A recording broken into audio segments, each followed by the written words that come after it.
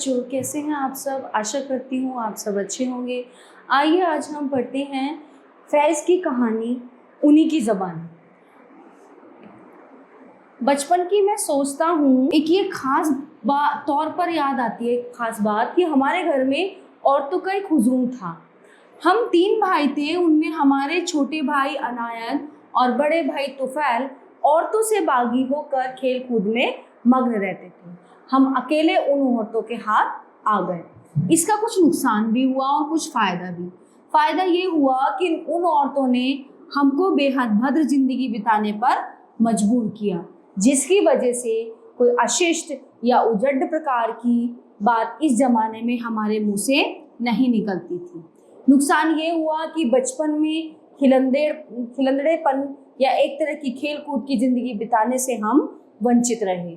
मसलन ये है कि गली में कोई पतंग उड़ा रहा है, कोई गोलियां खेल रहा है, कोई लट्टू चला रहा है, हम बस खेल कूद देखते रहते थे।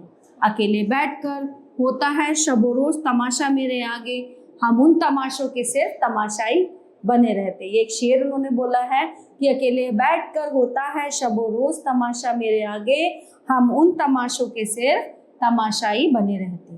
ठीक है, सुबह हम अपने अब्बा के साथ फजर की नमाज पढ़ने मस्जिद जाया करते थे।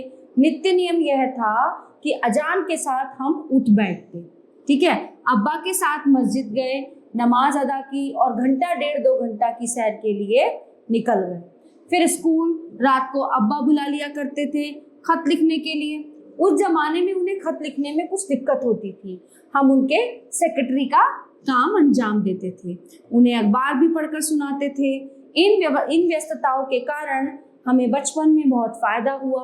उर्दू अंग्रेजी के अखबार पढ़ने और खत लिखने के कारण हमारे शब्द भंडार में काफ़ी वृद्धि हुई। हमारे घर से लगी हुई दुकान भी जहाँ किताबें किराए पर मिलती थी, एक किताब का किराया 2 पैसे होता। वहाँ एक साहब हुआ करते थे जिन्हें सब भाई साहब कहते थे। भाई साहब की दुकान में उर्दू अदब का बहुत बड़ा भंडार जमा था। उन दिनों जिन किताबों का रिवाज था वो आजकल करीब करीब ख़त्म हो चुका है, जैसे तिलिस्मे होशरुबा, फसाना आज़ान, अब्दुल हलीम शरार के नावल वगैरह, ये सब किताबें पढ़ डाली। उसके बाद शायरों का कलाम पढ़ना शुरू किया, दाग का कलाम पढ़ा, मीर को पढ़ा। गालिब तो उस वक्त बहुत ज़्यादा हमारी समझ में नहीं आया। ठीक है, दूसरों का कलाम भी आधा समझ में आता था और आधा नहीं आता था, लेकिन दिल पर असर कुछ अजब किस्म का होता था। यो शेर से लगाव पैदा हुआ और अदब में दिलचस्पी होने लगी। हमारे अब्बा मुंशी घर के एक तरह के मैनेजर भी थे। हमारा उनके किसी बात पर मतभेद हो गया तो उन्होंने कहा, अच्छा आज हम तुम्हारी शिकायत करेंगे कि तुम नावल पढ़ते हो।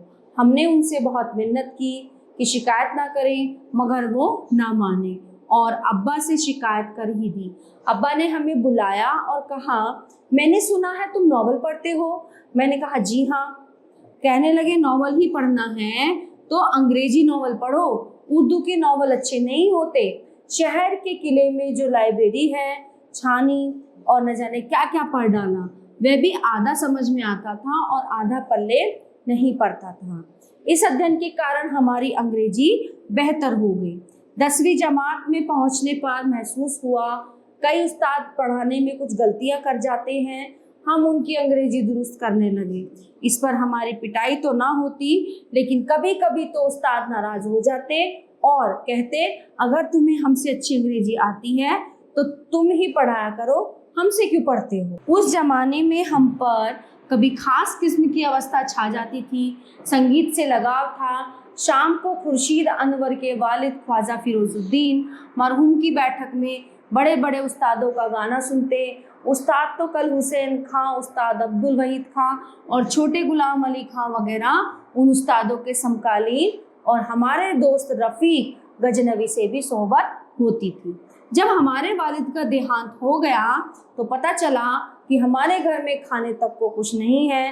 कई साल तक दर बदर फिरे और फाका मस्ती की, उसमें भी लुत्फ आया, इसलिए कि उस वजह से तमाशाए अहले करम दुनिया का तमाशा देखने को बहुत मौका मिला। गर्मियों की छुट्टियां होती तो हम कभी खुर्शीद अनवर और भाई तुफैल के साथ श्रीनगर चले जाया करते और कभी अपनी बहन के पास लाइलपुर पहुंच जाते, कभी अपनी सबसे बड़ी बहन के यहाँ धर्मशाला चले जाते, जहाँ कुदरत के दृश्य देखने का मौका मिलता और दिल पर एक खास किस्म का नक्श पड़ता। हमें इंसानों से जितना लगाव रहा उतना कुदरत के दृश्य और प्राकृतिक सौंदर्य के अध्ययन से नहीं रहा। फिर भी उन दिनों में मैंने महसूस किया कि शहर के जो गली मोहल्ले हैं उनका भी अपना एक हुस्न है जो दरिया रेगिस्तान पहाड़ों और मैदानों से कम नहीं। अलबत्ता उसको देखने के लिए बिल्कुल दूसरी तरह की हमें नज़र चाहिए। हम मस्ती दरवाजे के अंदर रहते थे। हमारा घर ऊपरी मंजिल पर था, नीचे बदबूदार नाला बहता था, छोटा सा एक चमन भी था, चारों तरफ बाग थे। एक रात चांद निकला हुआ था, चांदनी बदबूदार नाले और इर्द गिर्द के कूड़े करकट के ढेर पर पड़ रही थी। चांदनी और साए ये सब मिलकर कुछ अजीब रहस्यपूर्ण दृश्य बन गए थे। चांद की मेहरबानी से दृश्य की कुरूपता छिप गई थी और कुछ अजीब किसी किस्म का हुस्न पैदा हो गया था जिसे मैंने लिखने की कोशिश भी की है। शहर की गलियां मोहल्ले में कभी दोपहर के वक्त कभी शाम के समय कुछ इस प्रकार का रूप आ जाता है जैसे कोई परिस्तान है। आधी रात चांद आत्मविस्मृति खामोशी के बोझ से चारों ओर वगैरह इसी जमाने से संबंधित रचनाएं हैं।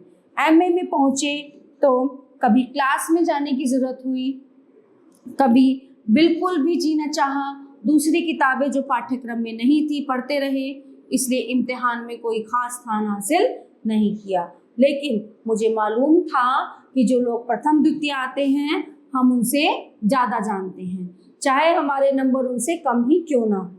ये बात हमारे उस्ताद भी जानते थे। जब किसी उस्ताद जैसे प्रोफेसर डिक्सन या प्रोफेसर हरीश चंद्र को लेक्चर देने को जीना चाहता तो हमसे कहते, हमारे बजाय तुम लेक्चर दो, एक ही बात है।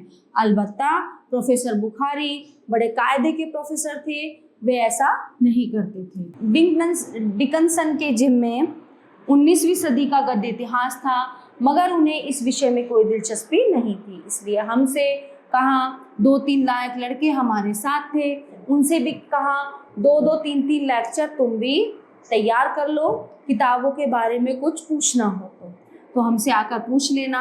अस्तुनी मुस्ताद हम उसी ज़माने से में हो गए थे। कॉलेज के ज़माने में हमें कोई ख्याल ही नहीं गुजरा कि हम शायर बनेंगे। शुरू में ख्याल हुआ कि हम कोई बड़े क्रिकेटर बन जाएं, फिर भी जी चाहा उनमें से कोई बात भी ना बनी। हम न क्रिकेटर बन सके, न समीक्षक और न रिसर्च। अलबत्ता उस्ताद होकर अमृतसर चले गए। हमारी ज़िंदगी का शायद सब खुशगवार ज़माना अमृतसर ही का था। एक तो इस कारण कि हमें पहली बार पढ़ाने का मौका मिला तो बहुत लुत्फ़ आया। अपने विद्यार्थियों से दोस्ती का लुत्फ़, उन लोगों से दोस्ती अब तक कायम है। दूसरे यह है कि उस ज़माने में कुछ संजीदगी से शेर लिखना शुरू किया। ठीक है, तो इसके लेखक हैं सुरजीत सिंह जी। आशा करती हूँ कि ये पाठ आपको अच्छे से समझ आया होगा। धन्यवाद।